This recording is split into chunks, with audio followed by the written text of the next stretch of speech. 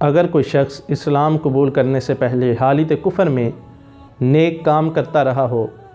تو کیا ایمان لانے کے بعد اسے ان کا کوئی فائدہ ہوگا؟ تو اس حوالے سے حضرت سیدنا عروہ بن زبیر رضی اللہ تعالی عنہ بیان فرماتے ہیں کہ مجھے حضرت سیدنا حکیم بن حزام رضی اللہ تعالی عنہ نے بتایا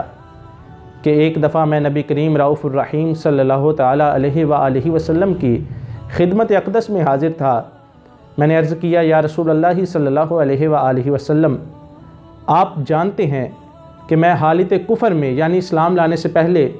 صلہ رحمی کرتا، غلام آزاد کرتا اور صدقہ وغیرہ کے کام کیا کرتا تھا، تو کیا مجھے اب ان کا کوئی اجر ملے گا؟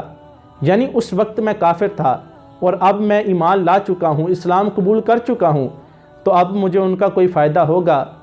حضرت حکیم بن حزام فرماتے ہیں کہ پیارے آقا صلی اللہ علیہ وآلہ وسلم نے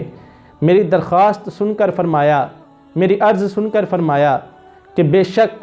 تیرا ایمان لے آنا، تیرا اسلام قبول کر لینا